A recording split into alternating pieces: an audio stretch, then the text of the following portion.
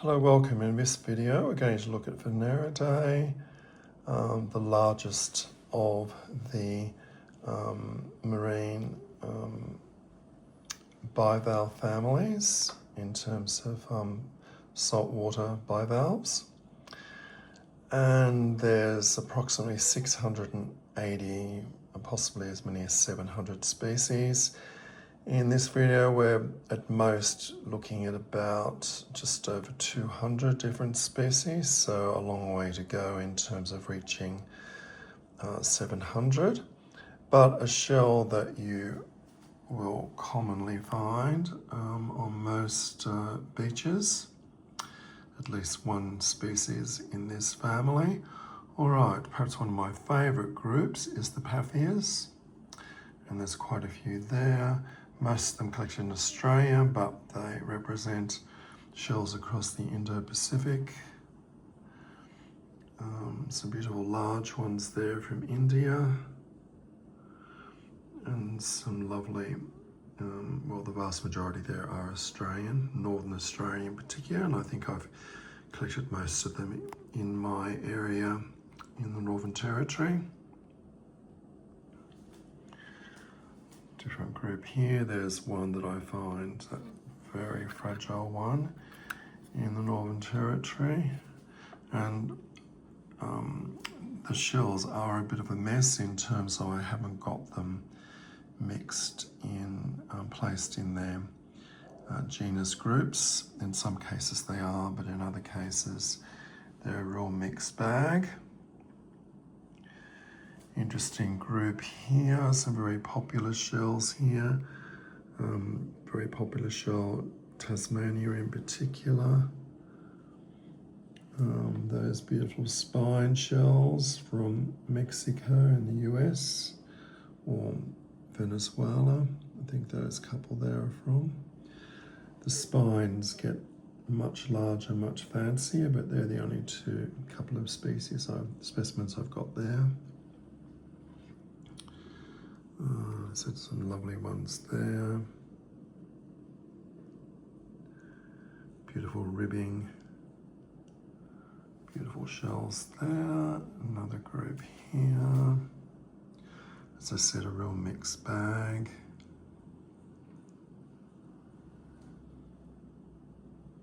And it's such a variable family.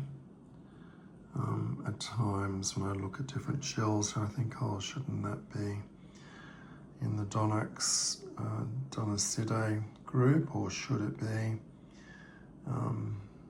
with other families? A real mixed bag in there as well, lovely one there. Those one in matchboxes are all local shells. Some of my largest ones here. This one here, known as the pismo clam, very large, collected for them as food, and I believe they have to be, I think, at least 5 inches or so before they can legally be collected. Very heavy, very large. That shell there would be legal size. And then this one here, very large one from the Philippines, Magnifica. I think the shell lives up to its name, and extremely heavy. Those of you that know what a cricket ball feels like in weight, that's not dissimilar in terms of size and weight. A group here of lots of Dicineas. From the large ones there are all from New Zealand, and then the ones underneath that primarily from Northern Australia. And by the time we get to the bottom of this little group, a real mix in terms of where they're from. Quite a few American species there as well. Another very mixed bag of shells just there. Beautiful local ones with those lovely pink interiors. a very well-known species from the US. Nice large shell, that one, but that's quite typical in terms of size for that species. And here we have another group. Those ones at the top there, quite variable, from India. Those two are very typical of the shell. That one's quite a different one. Again, some lovely shells in that group.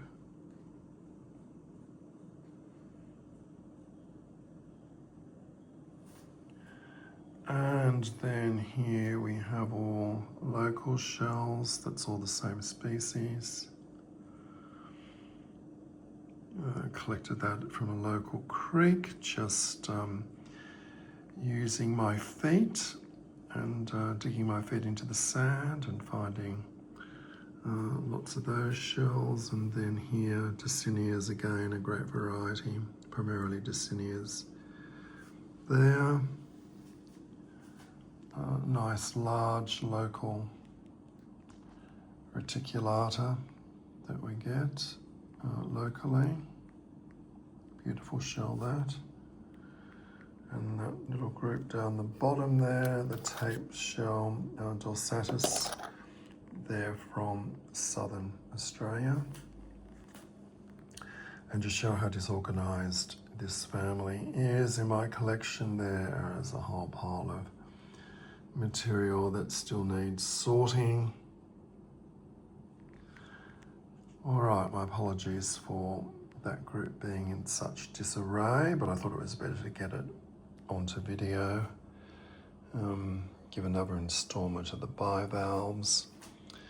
And as I said, there would be just over 200 species represented there, of which there are at least up to 700 worldwide, so quite a long way to go.